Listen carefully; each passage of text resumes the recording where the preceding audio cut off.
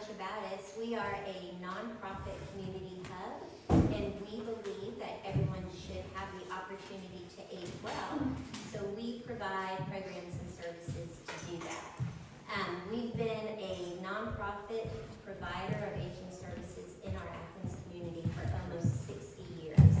And every day we invite older neighbors to create with us, connect with us, travel with us, and learn with us, which is what we're doing tonight. We also have lots of fun exercise programs. You have line dancing. If you were here earlier today, you would have seen our line dancing group in this room. This is a great multi-purpose room. When someone needs a little extra support, we're here for that as well. So we offer Meals on Wheels in Clark County. We also have transportation and care coordination services as well. And then we're especially grateful to host this event with Athens Neurology as part of our Dementia Resource Center. And the DRC supports people who are living with dementia and their care partners, and we do that through offering support groups in our community. We have dementia coaching and counseling. We also have enrichment services for people living with dementia. Again, earlier today, if you were here, you would have heard the joy coming from our drumming circle that was in the room in the back. And then if you're here tomorrow, you'll hear our music therapy and all the fun that they're having in that program. They also have an exercise program specifically for people living with dementia and their care partners. And then lots of opportunities for people to socialize, gather, and connect with others who are sharing the same life experience. So whatever it is, we hope that you find your spot and your belonging here at ACCA. Again, we're so very happy that you are here, and we hope that you come back. And at this time, I'd like to welcome Dr. John Hopkins with Athens Neurology. He's going to introduce our speaker tonight. And I might be a little bit biased, but I do think that Athens Neurology and Dr. Hopkins are the very best. Thank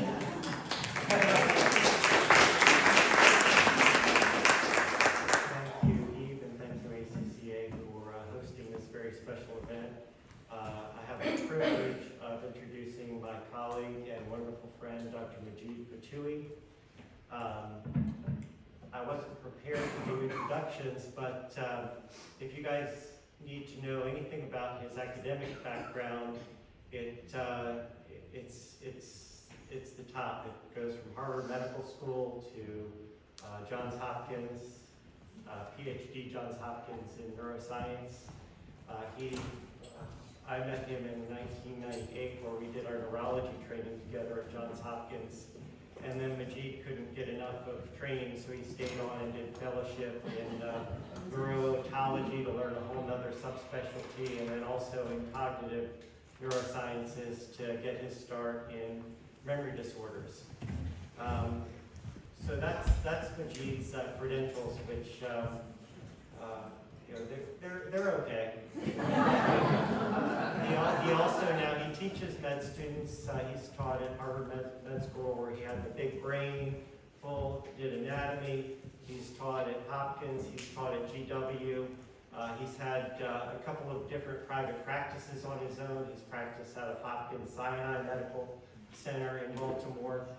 But I'm going to tell you a little story. So we were in residency, and Majid wasn't married at the time, but he was telling me that he was going to pick up the hobby of ballroom dancing. I was like, what guy wants to go ballroom dancing? That's where the beautiful women, the intelligent women are. So I'm like, well, I'm going to the gym, I'm going to lift weights, you know. So Majid, much brighter than me.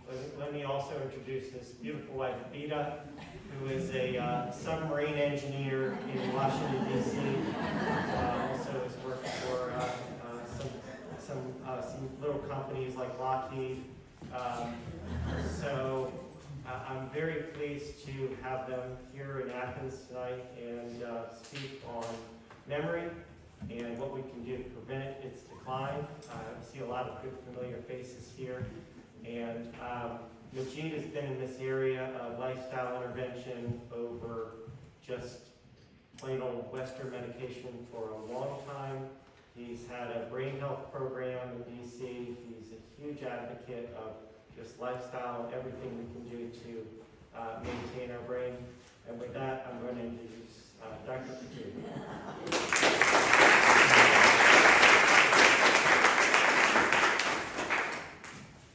Hello, everyone. I love this man.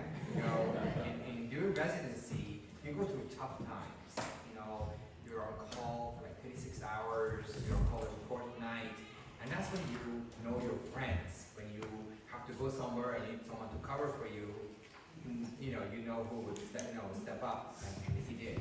And over the past 30 years, we have stayed in touch, and I love the man. He's one of the greatest people. He's not only a wonderful neurologist, he's such a pure soul and wonderful person.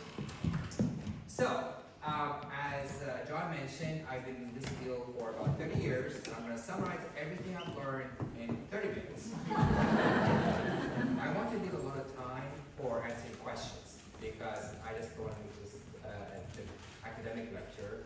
I want to hear from you, and I want to answer your questions. Okay?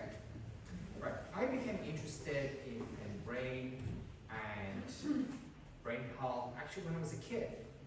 My father taught me a lot when I was a teenager about how there is no limit in what our brain can do.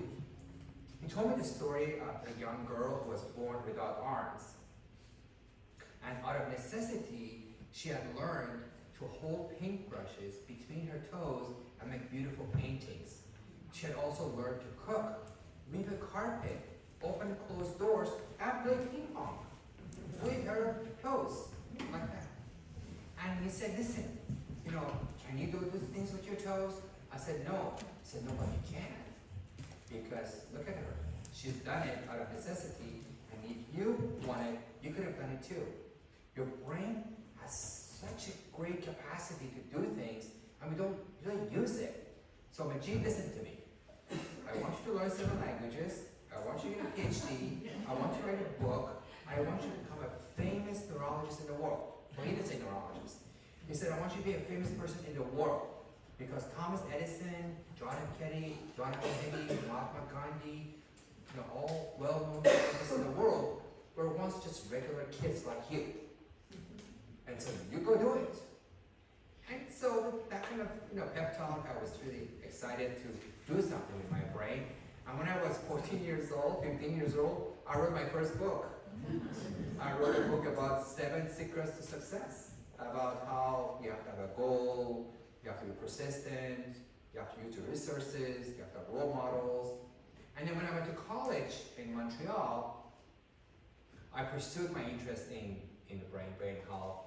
And when I went to doing my PhD in neuroscience at Johns Hopkins, I loved it. I loved reading about these articles every day, learning how our brain changes all the time. And when I did my medical school, I actually was teaching my classmates. I made a brain model which was 5 foot tall. There was an article in Harvard newspaper. They had the article title was Harvard's Biggest Brain. Talking about the brain model I made, not me. So then in residency, I continued, and when I started as an assistant professor of neurology at Johns Hopkins, I focused on seeing patients with memory problems. Back then, I felt like there's a lot we could do to prevent cognitive decline with aging, and I wrote my first book in 2002, my first real book, 2002, The Memory Cure, where I talked about how we can prevent cognitive decline through lifestyle changes. And then I wrote many other books, and I have a new book coming out 2 weeks, The Invincible Brain, reinforcing how our lifestyles can make such a huge difference.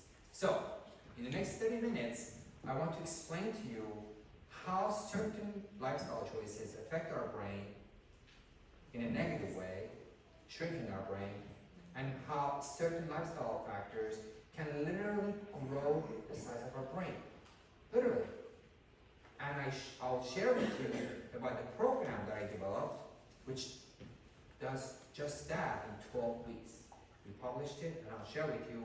And then I'll close by sharing with you the results of the latest randomized controlled trials of how lifestyle can affect your brain. And then I'll answer questions.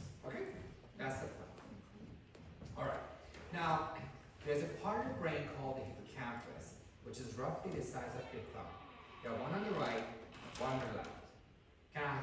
Can you say hippocampus? One more time. Yeah.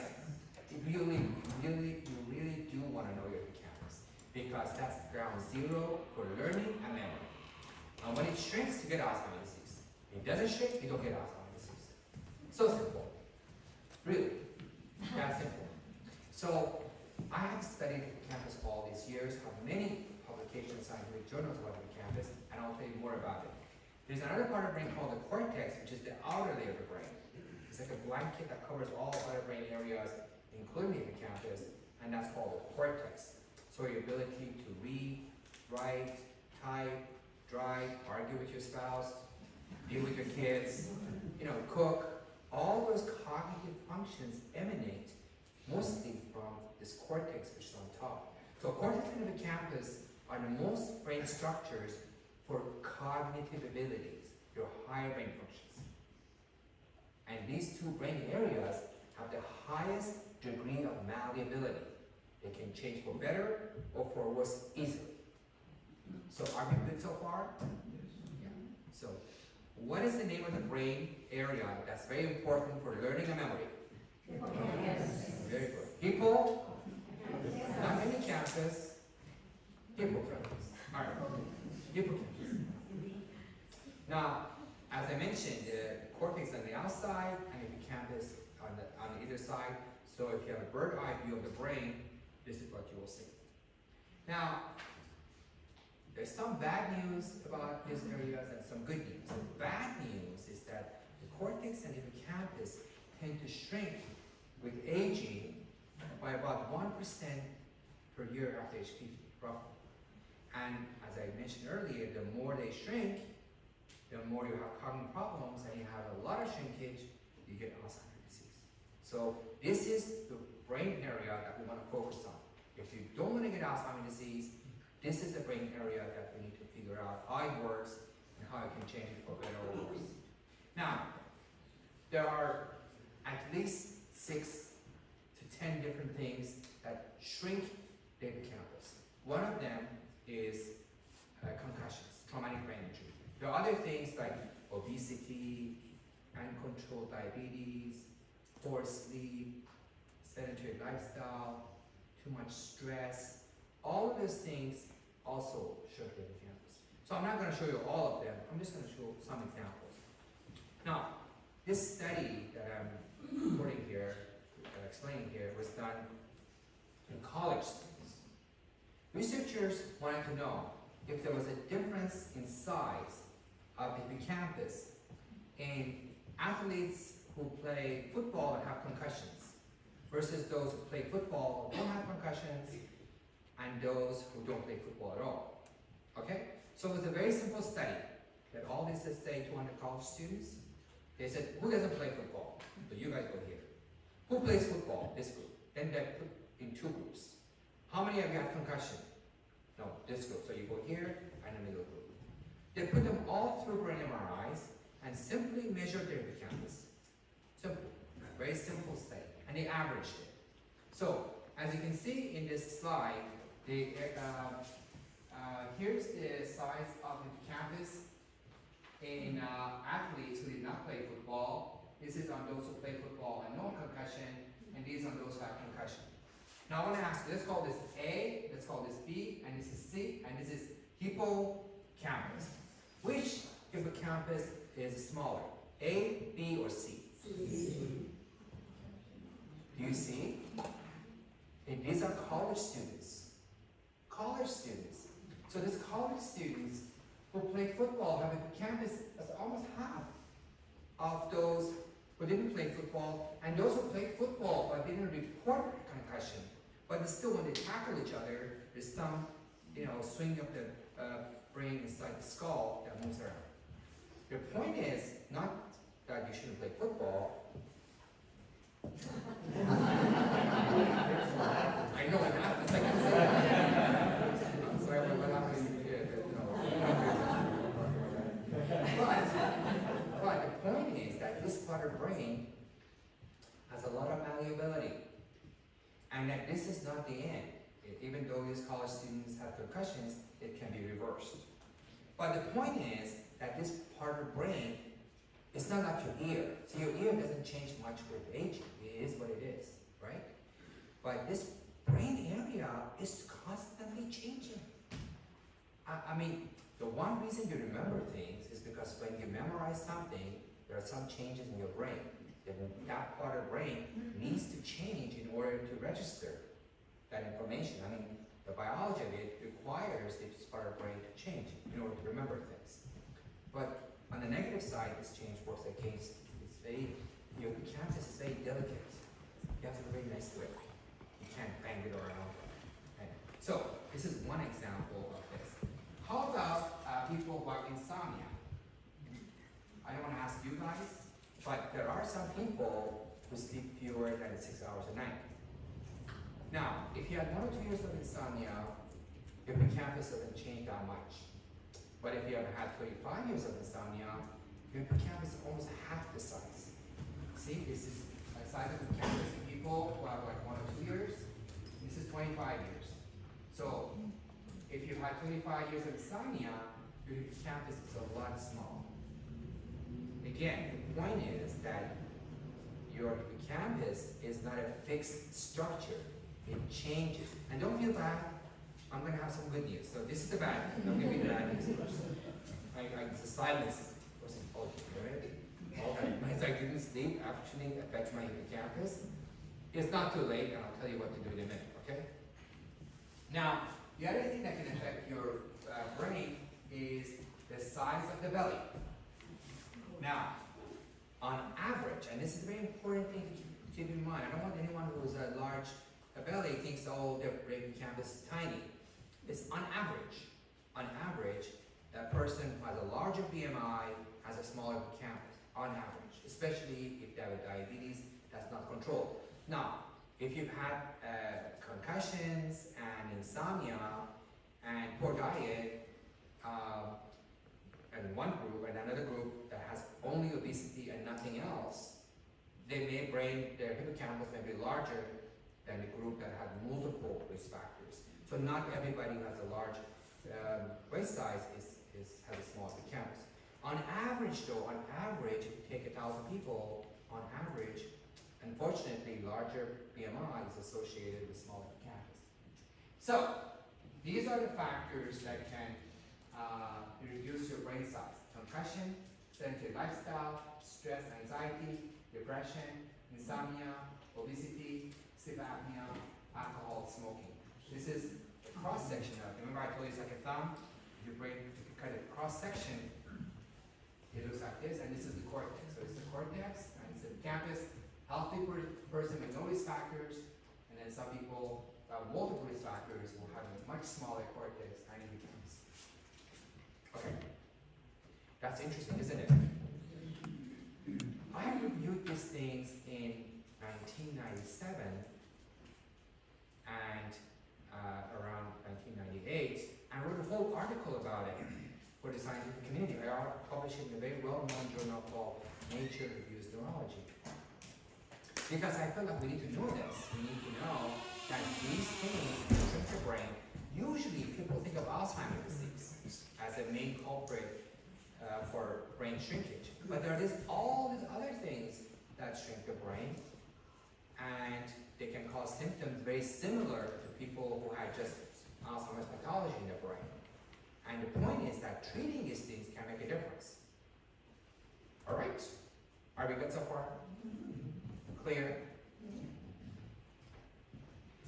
So when I wrote that article, I said, if all these things can shrink the brain, but are there things that can grow your brain?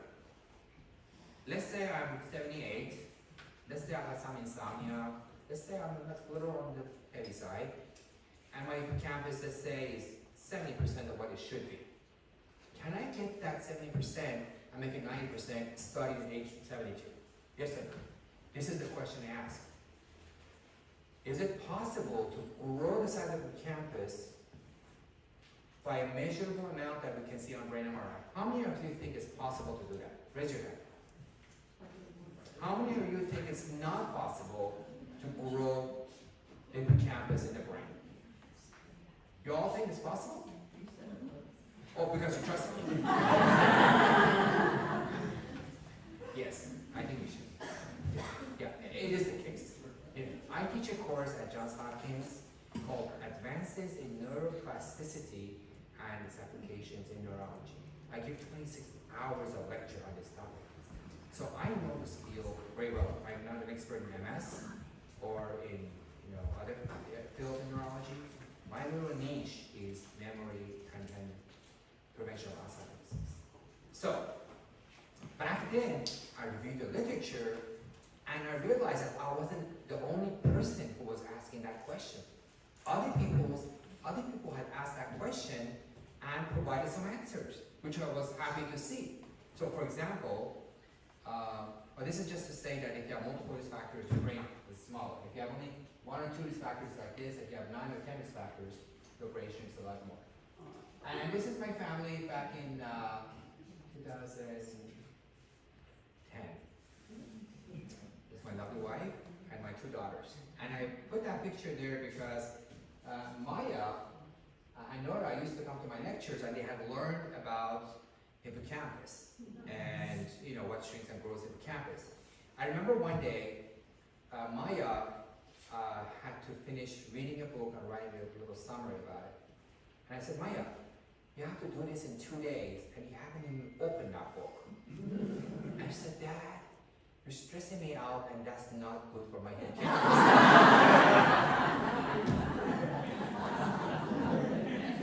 Funny thing is, she's still saying things like that. She's in college.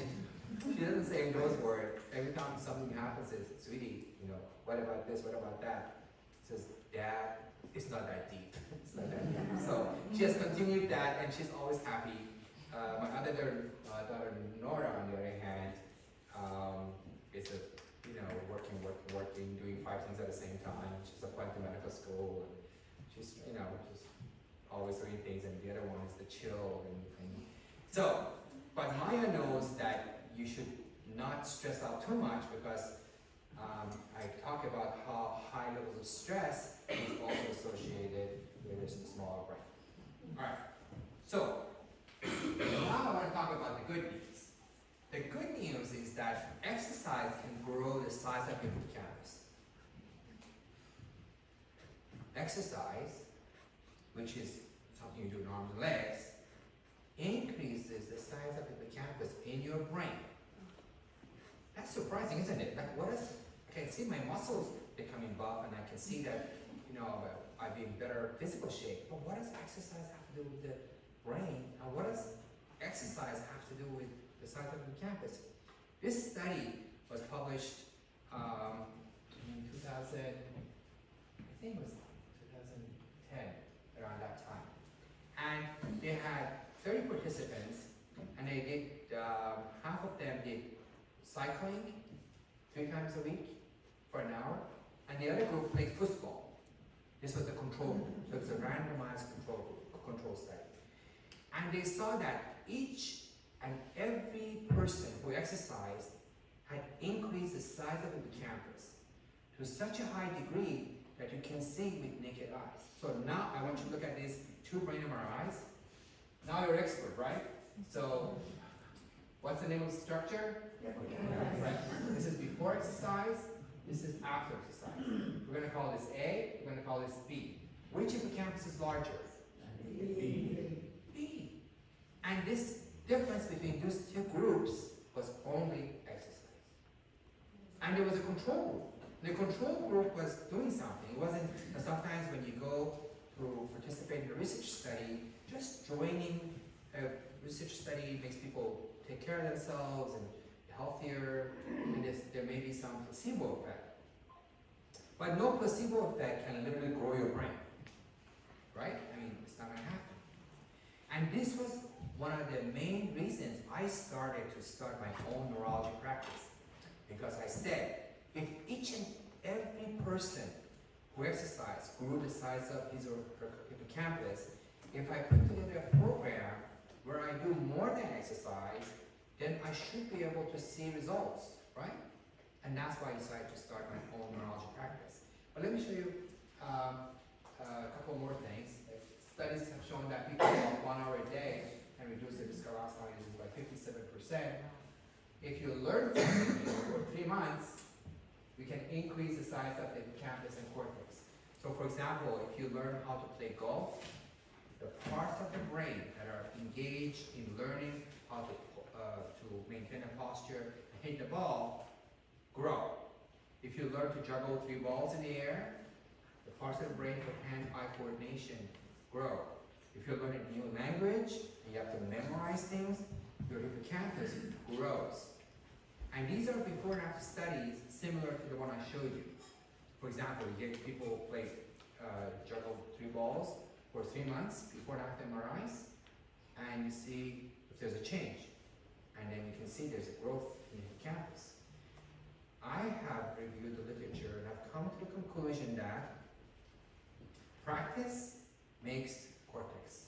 And cortex is literally your brain. And so practice makes cortex, and that's why you get better at it. When you get better at something, the corresponding parts of the brain grow.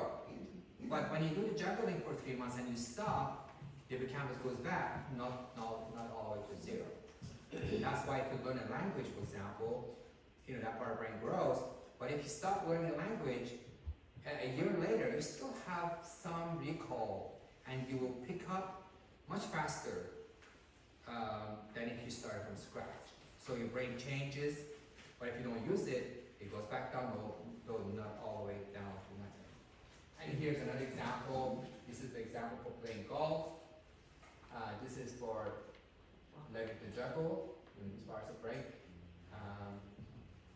And so I'm not going through all of them, but here are the things that have been shown to grow the size of the campus. Exercise, learning something new, the nutrient diet, sleeping well, meditation, stress management, and having a sense of purpose in life. Now that's interesting, isn't it? Because all of the other things take effort. You have to exercise, you have to meditate, you have to not eat junk food, right? You have to do something. But with having a sense of purpose in life, you can just sit in the chair and just change the way you think. That's incredible, isn't it? You just sit where you are, you can't even lie down. You just increase your brain capacity if you have a sense of purpose in life. How do we know that? There's a questionnaire to determine how meaningful your life is. There are 10 questions you ask a person. For example, you ask, simple question. Do you find something in your life that gives you meaning? That you find something meaningful in your life? Do you feel passionate about something? Are there things you do in your day-to-day life that you would still do if nobody paid you for it? These are the questions that determine if somebody has a sense of purpose in life or not. If you have faith in God, if you want to be a good Christian versus someone who doesn't believe in anything and they just think you just live life day to day. If you answer yes to all those questions, then you get a 9 or a 10. And if you just say, look, I'm just here to pay my mortgage, I dread everything I do, but I have to do it. I have kids. I don't want to have kids. It's a pain to work with. I don't want to work. I don't like my spouse. I don't want to achieve anything. Just leave me alone. Well, that would be a 1. So when you do this thing and you ask 1,000 people, and then you get a questionnaire from 1 to 10, and then you can look at the brains of people in one group versus the people with the highest sense of purpose in life. Well, one thing, when you look at this group, you can see that this group has better cognitive function than the other group. This group sleeps better than the other group. This group lives longer than the other group. And let's say both groups have Alzheimer's pathology in their brains. Let's say both groups have about 30%, roughly speaking, Alzheimer's pathology in their brain. The group that has a sense of purpose in life functions better even when they have Alzheimer's in their brain. Pretty incredible. So one of the simplest things you could do to have a healthier brain and a larger brain capacity is to define what it is that gets you excited in life. Having grandchildren, that's a great sense of purpose in life. Serving God, that's a great sense of purpose, setting the goal that I'm gonna live to 90 or 100 and keep my brain healthy. That's a purpose. Like, I wanna keep my marbles when I get to my 90s. And so every day, I think about that. I mean, I'm not obsessed with doing this, but when I see something like, I see all these French fries and a donut, and a pizza, and chips, and a Coke, versus blueberries, and an apple and orange, I don't touch that stuff anymore. At the beginning, it's hard. At the beginning, it's, I want that French fries. I'm not perfect, like sometimes I see the ice cream that looks at me, and looks at ice cream, and I have a spoon, that's it. But I have a spoon or 2 spoonfuls. I don't eat the whole gallon of ice cream. Never touch it. And that's why, because I know that simple daily habits can make a difference on my brain shrinking gradually every day, or my brain growing gradually every day. And this is not science fiction. This is based on solid scientific evidence that your daily lifestyle choices make a microscopic change in your brain.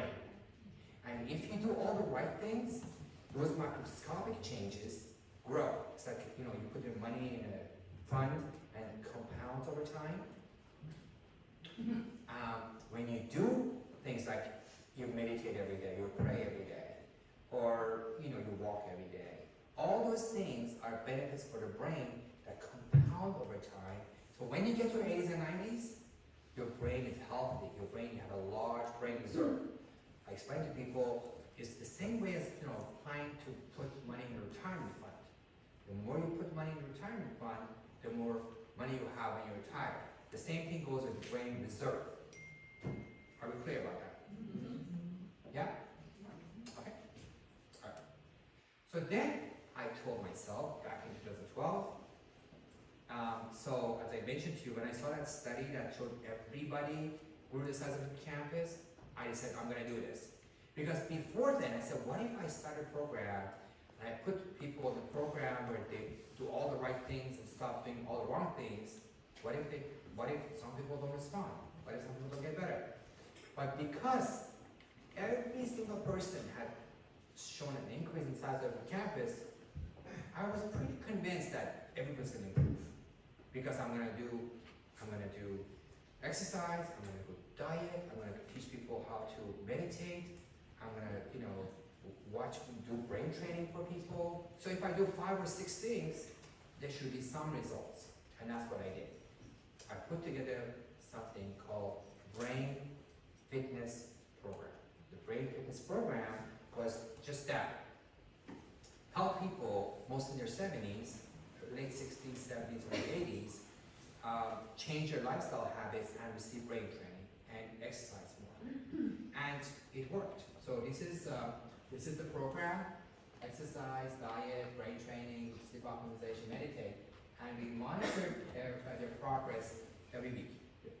People will come to my office twice a week, 90 minutes each time, and my brain coaches would work with them to check their diet, check their sleep. If you have sleep apnea, we will help you treat it, and so forth. So let me tell you about one of my patients, Carol. She was a lovely lady. Sometimes you remember some patients forever.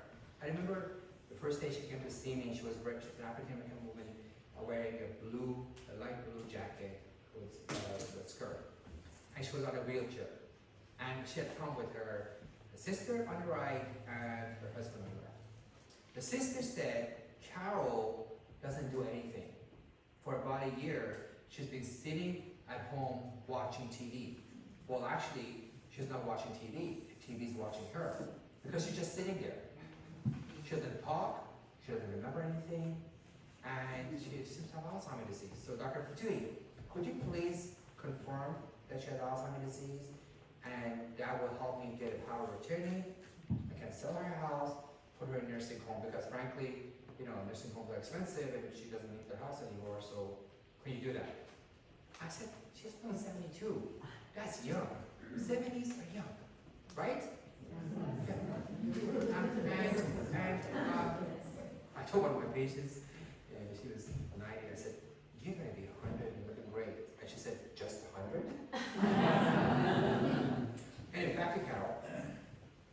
So I said, listen, we need to work with her because, she's too young to just call it off. And I did a head-to-toe evaluation for all my patients. I checked their, they have diabetes, they have depression, they have pain. She had back pain and was taking 5 or 6 pain medications, which were quite sedated. So that was one reason why she was, zoned out, because these, gabapentin and these other pain medications can really make you groggy. But she also had sleep apnea that was not treated. She wasn't eating much of anything. She would eat 1 or 2 pieces of toast every day. And so I said, listen, we're gonna work with her. We're gonna put her in a program. I reduced the pain medications. I treated her for her sleep apnea. And my brain coaches worked with her to walk 5 minutes a day, 10 minutes a day, and talk to her about memorizing 5 words. And she gradually woke up. It was so wonderful to see this person become like a kid person like this. And then 6 weeks later, I was just sitting and I saw somebody pass the hallway, and I said, wait a minute, was that Carol? Carol came like this in a wheelchair. And it wasn't months, it was only 6 weeks later that she was walking. So we were very happy. She did her halfway program. Toward the end of the program, she used to come to our office in between her gym sessions. She had a gym bag on her shoulder, say, hi, Dr. Fotuhi. And I was just excited and thrilled. And it was early in my program, and I never forget her because it was one of my first patients. And we had done MRIs at the beginning and at the end of the program for her. By the time she finished the program, she was back to her church. She was part of several community activities, and she was doing things. She was looking for a job, and Carol was back. And I didn't do anything dramatic. I mean, I didn't give her any special medications. I didn't do surgery. I did the common sense things that I heard, I knew about in the scientific literature. I applied it to her. And what people didn't appreciate, but these things can make a difference. And if you do it in a coordinated, comprehensive way, you can see great results. So she was wonderful. She was talkative and a lot of fun. So here's her brain MRI. This is Carol's MRI before. This is what's the name of the structure? You're an expert already. Good job. So this is before, this is after. Which hippocampus is larger, before or after? Right. I mean, this is so clear. You can see with naked eyes. And this is the exact same brain. This is the eye. This is the eye. This is the bone. And there's a hole here, the hole here. So there's a hole here. And look at that cortex. Look at it. And I remember, I used to go to work at 4 a.m. and I saw this report, I saw the MRI. I said, wait a minute, is that Carol? Because I had remembered the first MRI. Anyway, she was thrilled, and I was thrilled, and I started to write a program for other people. And then I always saw my patients 3 months after, 6 months later. Every 3 months I would just see them to see how they were doing. She came back 3 months later, and she was happy, she was engaged, she was doing more hobbies. 3 months later, she came and she was sad. She was doing black. I said, what happened, Carol? Oh, Dr. Fotuhi, my husband died. When the husband had come the first day, I remember because he got an oxygen tank, he had emphysema. I said, I'm so sorry. Anyway, she came back 3 months later, and she was looking so cheerful. She was wearing a bright red, and she was like, Carol, how you doing? This is Dr. Fotuhi. I said, what, Dr. Fotuhi? He's like, what? Like, I had one, I knew her. He says, Dr. Fotuhi, when I was in high school, I had a crush on this guy. But I never told him anything. He was supposed to. And after my husband died, I was just curious. What happened to that guy? So I asked my friends. It turns out that he had moved to California. So I got his phone number, and I called him. And he said he always had a crush on her, but he was too shy to go talk to her. And his wife had died recently, and they wanted to talk to each other. And I said, Dr. Fotuhi, I'm in love. So cute, so cute. And she was giggling, like a teenage kid. And so she came back 3 months later, at a year point. Because yeah, he's moving here, moving together, and life is great. But Dr. Fotuhi, what happened happened to my hippocampus? You know, you measure the baseline and a year, 3 months later, my hippocampus had grown a lot. Did my hippocampus go back down since I didn't do the program anymore? What happened to it? So I didn't used to get an MRI for my patients a year later. I used to just do it before and after the program. And I did it for her, and this is what it showed.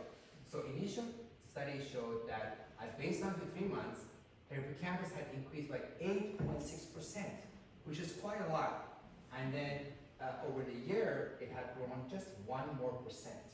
In other words, her lifestyle of doing a lot of things, and hobbies, and being active had helped her to increase her hippocampus volume 1 more percent in the absence of our comprehensive program. This was really great news to me, which meant that you all can increase the size of your campus even if you have no problem. You can just start from point A to go to point B by doing a lot of things on your own.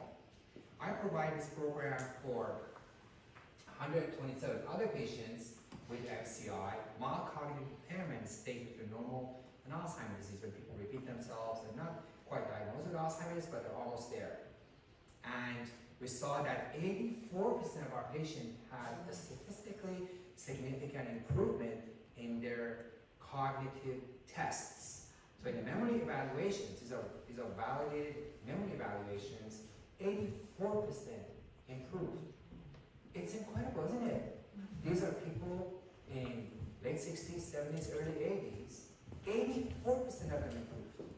And it's no surprise to me because all our patients improved just talking to them, but 84% had a statistically significant improvement, and about half of them had 1 to 3% increase the volume of the campus. So Carol was one of our best patients, but on average, 1 to 3%, which is quite significant.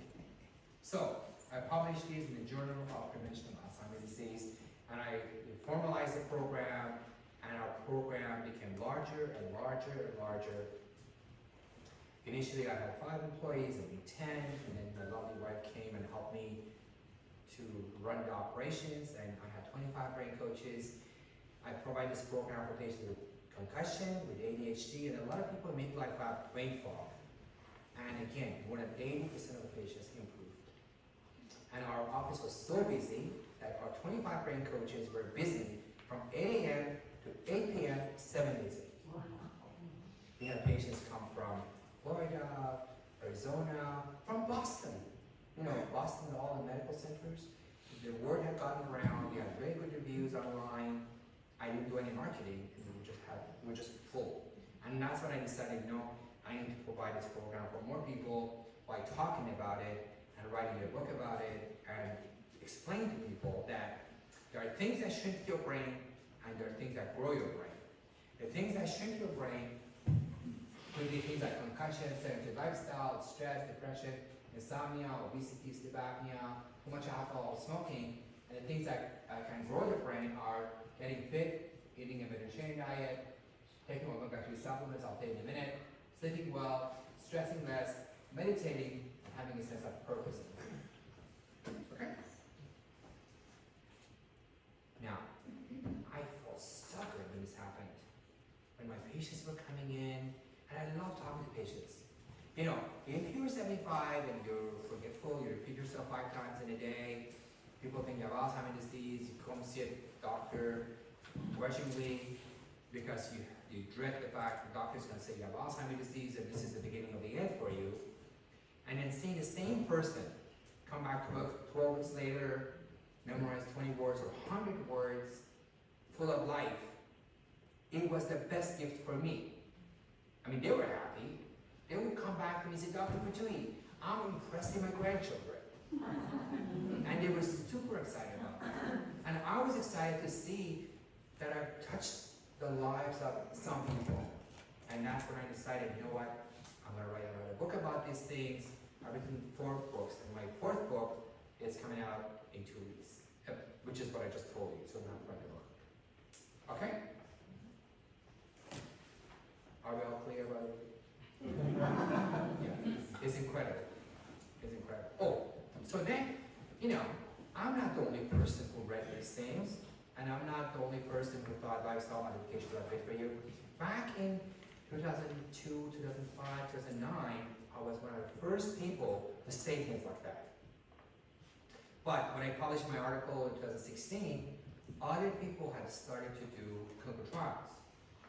And more and more people did what's called a multimodal lifestyle intervention programs. And many randomized controlled trials showed that people who did multimodal lifestyle intervention programs had better cognitive tests. In my study, I did not have a placebo group. I treated everyone. 127 people who just came to the door, they put in a program. But you could argue maybe it was a placebo effect, although it's hard to think that placebo effect would grow your brain. I never forget, a radiologist called me one day. He said, "Dr. Fotuhi, what are you doing in your office? I've been seeing, looking at my eyes for 30 years. I've never seen people's brain grow. What are you doing there?" Because my program wasn't publicly known, unless you were a patient, you wouldn't know. And I said, "Actually, yeah, thanks for noticing. Yeah, we do this 12-week program, and it's working well." So, what do you do? I said, "Well, we look at negative risk factors, and we eliminate those. We have 5 pillars of brain health, and brain, exercise, optimal sleep, optimal nutrition, stress reduction, brain training, and we do it in an intensive way, in a comprehensive way, twice a week for 12 weeks, and we see this." I said, "That's all?" So yeah. So can I send my mom to see you? Sure, send your mom, and then you can send his mom. Anyway, so in recent years, there's been a new development in parallel to this lifestyle interventions, and that is the development of new drugs. Pharmaceutical companies have been able to develop drugs that reduce the footprints of Alzheimer's called amyloid plaques in the brain, and these drugs have been very successful.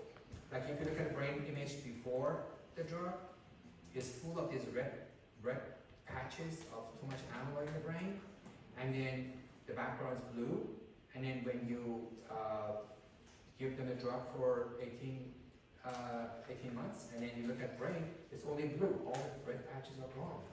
Pretty impressive, I must say. However, the results of those have not been that impressive because these other things also affect the brain, and if you only address the amyloid factor and not the other things, these other things have caused brain shrinkage anyway. You've eliminated one of many factors, and so the results have been very humble. The results have not been as dramatic as people thought. So I'm going to tell you about those drugs and compare them to lifestyle interventions. All right, so these are 3 clinical trials of drugs that reduce amyloid in the brain. And these are 5 lifestyle clinical trials where people receive diet, exercise, brain training, and so forth. The dark bar is the treatment group, and the light bar is the group, is a control group. So in the clinical trial studies, the control group declines, and the intervention group declines, but not as much. So, so that's great success because people's decline has been slow. But now look at clinical trials and the treatment group. All of the treatment groups have actually had better cognitive function. When patients receive these drugs, neither the patient nor the caregivers can tell a difference because the patient has continued to decline. It's just that he or she has declined less than they would have otherwise. Yeah. Whereas if you do these control studies for lifestyle interventions, the person actually is better. The patient and the caregiver can see an actual improvement. And the other thing is that if you look at comparison, that difference from here to here is like 32%, 34%. So here's the difference. But if you do the same comparison of what percentage improvement you have, well, the percentage improvements are a lot higher because, if you improve, then you have actually improved. It's not like you decline by 30%, you improve your score, and that's a big thing. So, I think it's important to keep in mind that if you want to defy Alzheimer's disease, you must grow your brain, and particularly you must grow your cortex and hippocampus.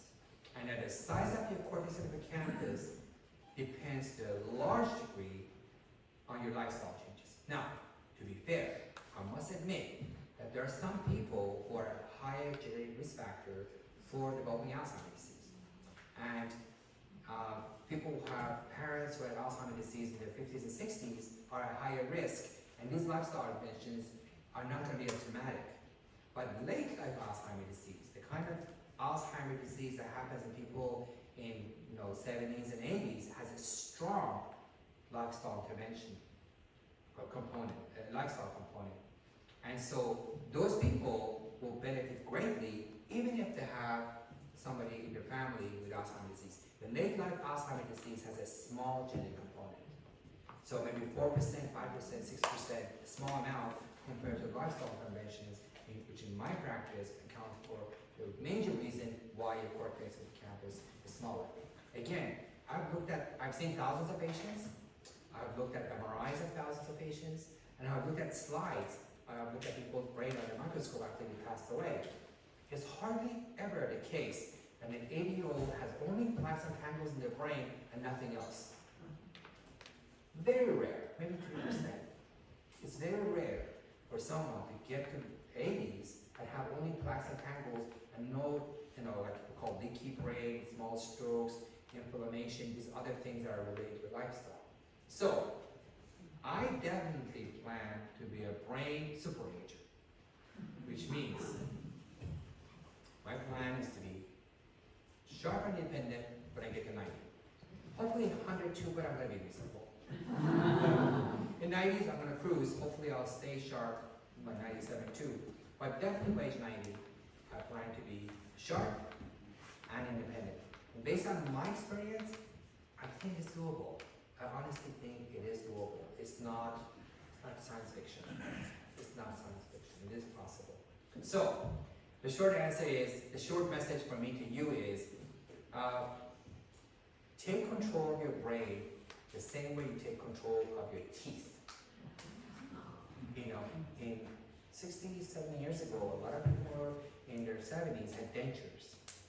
But because people learned that if you take care of your teeth, they stay for you for life, not too many people have dentures these days compared to 67 years ago. And to me, dentures is equivalent to dementia in the brain. So just like you've learned to take care of your teeth, and you can keep them shiny and brilliant and healthy, take care of your brain. And make your brain a beautiful brain. Make your brain, the cortex, be nice and large, and campus. Thank you very much.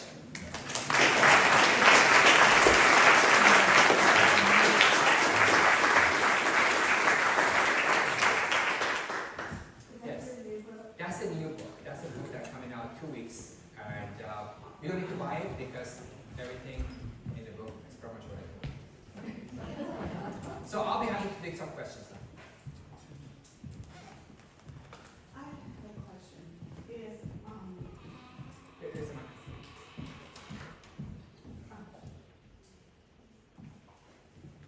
if you have been diagnosed with Alzheimer's and you have had genetic testing, and you have one copy of the gene, and you have been recommended for the medication, Casumba, how do you make that decision to, I understand everything that you said, but She's been reading a lot on my behalf. Okay, I'll explain. That's a very good question. The question is, there is a genetic testing for Alzheimer's called apolipoprotein E. It has 3 forms, 2, 3, and 4. And people who have the ApoE4 are at a higher genetic risk for developing Alzheimer's disease. And so, if you have ApoE4 testing and you've been diagnosed with Alzheimer's disease, will you take these medications, yes or no? That's the question. I asked that question in a recent neurology meeting. There was an attending. There was a professor giving a lecture at the recent American Academy of Neurology meeting. And she was talking about these things. I'm skeptical of these medications because it's not as simple as taking your Plavix or your blood pressure medications. You have to have multiple MRIs to make sure you're not bleeding in your brain. And, you know, it's not a simple medication. There's a small risk of bleeding, which won't happen if you have frequent MRIs. And the benefits are modest. I know what I would do, but I wanted to know what that person who was giving the lecture do. I asked her, I said, ma'am, Dr. Such, would you do it? And she says, yeah, I would. But she wasn't like, of course. Like she had to pause and think about it. I said, if you have this condition, would you take these medications? And she said, yeah, I would. Which is not the same way, so of course I would. And what would I do? I think that if you're not going to get a condition, you can definitely take these medications. Because you have multiple MRIs, the risk of bleeding is low because it would be captured early. But I would also definitely work on lifestyle interventions. I think that 10 years from now, Alzheimer's disease is going to be much like diabetes. A condition that can be prevented, and we can definitely prevent diabetes. If you watch what you eat, and if you take care of your weight and your diet, and you exercise regularly, you can definitely reduce your risk of developing significant diabetes through lifestyle changes. And then if you have diabetes, you can still do lifestyle interventions and take medications such as Ozempic. So I think that 10 years from now, we're going to be treating Alzheimer's disease like diabetes, a condition that can be prevented, managed, and treated with a combination of lifestyle interventions and medications. And I think that the next generation of medications will be better. The medications we have now are the first generation medications. They have very modest benefits. One possibility is that these medications will be more effective if you take them in your 50s, when the amyloid is starting to accumulate. Maybe it will be like, just like a blood pressure medication or something else that you would take 20 years to your midlife. I think it's possible. I don't want to have amyloid in my brain. I don't. I mean, amyloid is not a good thing. Put it the other way, amyloid is comparable to cholesterol and heart disease. If you have high cholesterol, you have a high risk for developing a heart attack. However, if you have high cholesterol, diabetes, obesity, hypertension, smoking, sleep apnea, if you have all those conditions and high cholesterol, and somebody gives you statin and reduce your cholesterol, you will still have a heart attack, right? So you do want to reduce cholesterol, but don't think that taking a medication for cholesterol is going to cure you. You still have to take care of all those other things. And this idea is the same thing. When you have cognitive decline in your 70s and 80s, it's a bag of problems, what I call the super problems. Part of the super problems is the plaques and tangles, and a part of it is this other thing we're talking about, the consequences of poor lifestyle choices. And so ideally, you want to control all of it. So I look forward to that. I look forward today that people come in and the word A is not the A disease anymore. We'll just say, and I don't like the word Alzheimer's. I really don't. I don't because it's not true. A person comes in, it's not calling heart disease a cholesterol disease. Heart disease is not a cholesterol disease. Heart disease is a bag of issues. Cholesterol is one part of it. And cognitive decline with aging is a bag of issues. Amyloid, Alzheimer's pathology is only a part of it. I really wish we would call it cognitive impairment. If you call it cognitive impairment, it's not a dreadful condition. It could be definitely prevented, managed, and treated. Any other questions?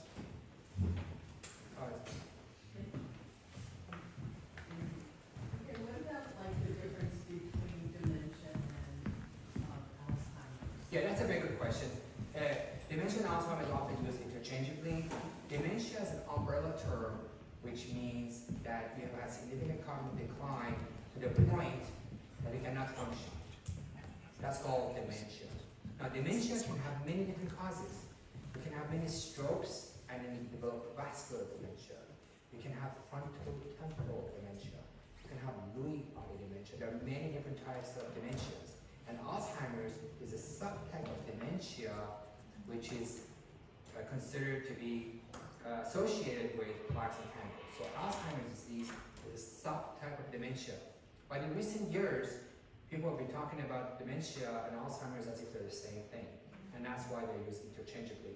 But to be accurate, we want to specify, are you talking about Alzheimer's dementia or vascular dementia or frontotemporal dementia? The problem is that the majority of patients have 30% of vascular dementia, maybe 5% of Lewy body dementia, and 70% of Alzheimer's dementia.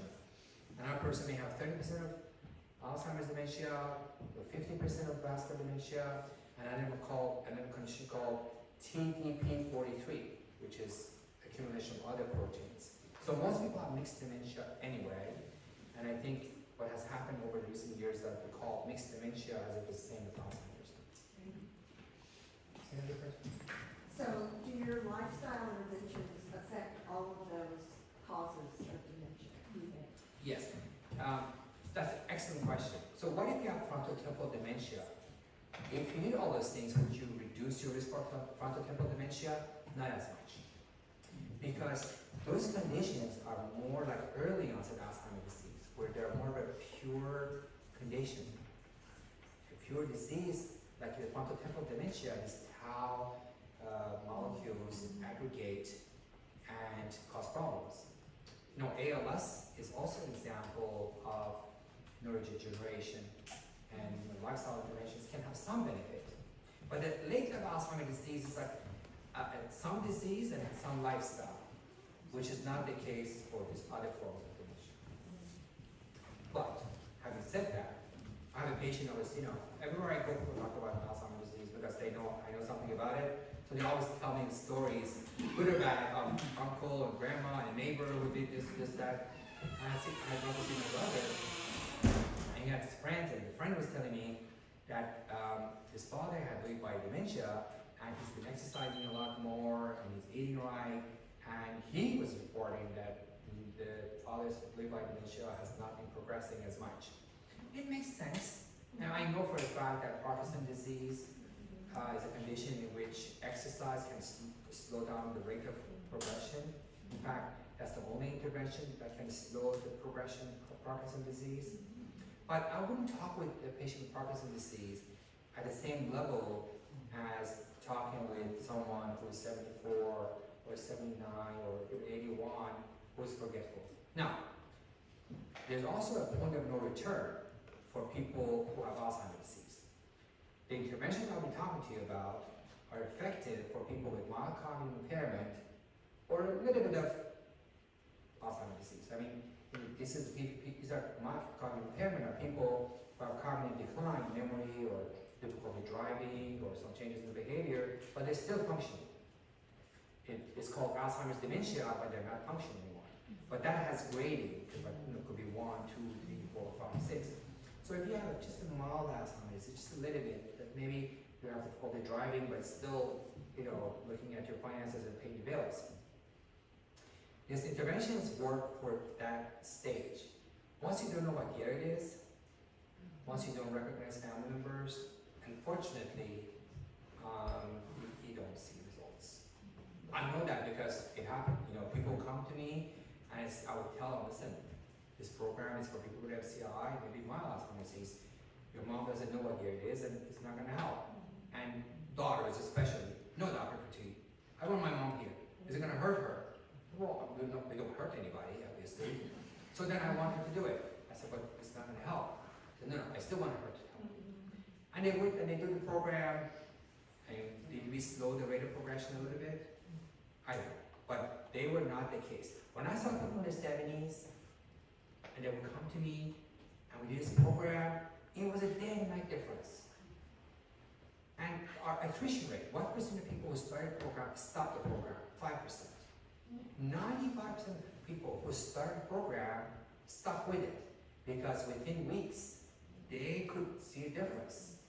I think it's a tragedy that we don't challenge our brains, and we don't realize that our brain have a high degree of malleability. If I were the brain, I'll be insulted. like, I can do all these things for you, and you're not taking measurements. Like, if I were the brain, I would complain. It's like, you do something, damn it. Honestly, it's like you have this huge brain with a beautiful ability to change, and all you do is like, oh, my friends. I'm in my 60s, and I was talking to my friends, and they said, oh, I'm in my 60s, I can't do this, I can't do that. I said, shut up! I can say it to my friends, shut up! Because when you're in your 60s, and you say you forget a name, and you send an email and you forgot that you had sent an email, or you said something in a group, and people said you said it, and you don't remember how to say it. Well, okay, first of all, you have cognitive decline. Cognitive decline doesn't mean you have Alzheimer's disease. It's like having nausea is not cancer. Nausea could have many reasons. Don't jump on cancer.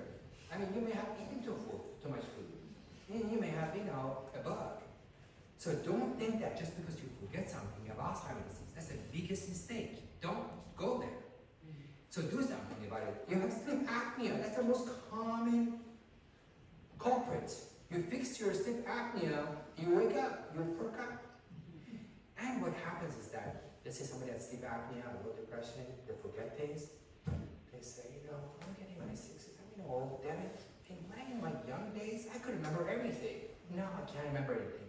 And so I tell them, let me teach you how to memorize 20 words. No, I can't do that. I can't do that. And they deprive their brain of the opportunity to grow, to expand, to become healthier. They don't do it. What happens to the brain when you use it? When you don't use your brain, it shrinks. Your brain is like a muscle. Use it or lose it. So you must use your brain. You must challenge your brain. You must tickle that brain. You must choose what you eat. You must make sleep a priority. You must let things go.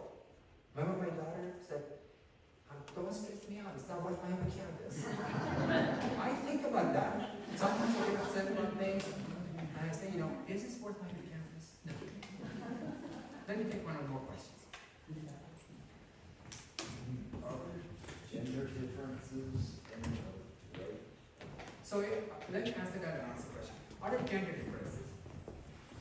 Women are more likely to develop Alzheimer's disease than men. And some of it because women live longer. But some of it, we don't know why. Why women are more likely to develop Alzheimer's disease than men, even in their 80s, comparable, we don't know. One reason may be that women have a stronger immune system. Women are better at most things anyway. So their immune system is more powerful. That's why autoimmune conditions are more common in women than men because their immune system is pretty active. So they're also more prone to autoimmune diseases. And it's possible that when these things happen in the brain, whether there are what's called leaky brain or plaque tangles, that they generate a bigger inflammatory response, a bigger immune reaction, which then becomes a problem. So that's one of the theories as to why women tend to have more Alzheimer's disease than men. Let me ask this question. Is amyloid plaque exclusive with humans, or has it been detected in animals? Yes, amyloid plaques have been detected in animals. Cats and dogs have it too. But the safety of Alzheimer's pathology, the way we know it, is not documented. I think recently I saw some dolphins. They are called some plaques in dolphins. Again, the one thing I didn't talk to you about, because we have a limited time, is that many factors that I told you about causing vascular problems, diabetes, hypertension, obesity, all those things affect the brain, and then they have plaques and tangles on this side. Guess what? You wouldn't believe this. Are you ready for this? A lot of those factors increase amyloid. Like a lot of vascular risk factors that cause strokes and problems with the brain because of these other factors, those same things actually increase amyloid. So it's an overlap of these things. And if it's like, for example, football players who have a lot of concussions, they have high levels of Alzheimer's pathology in their brain, which makes me wonder, should we call them as, when a football professional professional football player develops Alzheimer's disease, is it really called Alzheimer's disease? Because all the punches and all the bangs they got to their heads increase the plaques and tangles in their brain. So they really, I don't know, they have Alzheimer's disease. That's why I don't like the word Alzheimer's. Because it sort of lumps everything as if out of nowhere you get these problems, out of nowhere, and that you not have anything to do with it. I think that it is fair to say that the majority of cases of cognitive decline with aging have to do with your lifestyle choices. Again, a small percent of people have done everything right, and they still get dementia. And it's a late life Alzheimer's disease. But that's 5%, 6%, 8% at most. I mean, I've seen thousands of patients, only a handful of patients I remember who developed late life Alzheimer's disease who have done all the right things. And of course, there's a small percentage of people who smoke, never exercise, and they're 95 and they're doing everything. Don't you get that? But the thing is that they have protected genes. We all don't have the same pool of genes. So I was recently interviewed on a podcast, and the guy said, well, if people smoke and do all the right things, and they can still get to their 90s and be sharp, why don't they do the same thing? I said, sure, go ahead, do it. On average, people who smoke are more likely to get heart attacks and strokes and lung cancer. A few people have like protective genes that we don't know yet. But we know that smoking is bad for you, right? So if you want to just take the shortcut and say, look, that person smoked and was fine in their 90s, so it has nothing to do with lifestyle, I'm going to continue to smoke, then go ahead and do it. I mean, you may have to come see me, but oh, I know a patient, another friend of mine actually, another patient, a friend of mine said, you know what I'm going to do?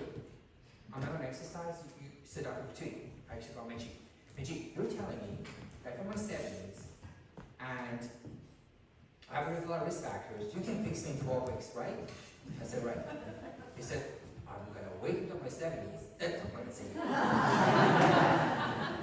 He's in his 50s. I said, yes, but I can't guarantee that you will not have a stroke by then. I can't guarantee you won't have a heart attack by then. Also, when you become lazy and lazier and lazier, then it's not as easy to just snap back. But if you want to take the chance and come see me, I'll be happy to see you. All right, well, thank you very much. It was a pleasure talking to you.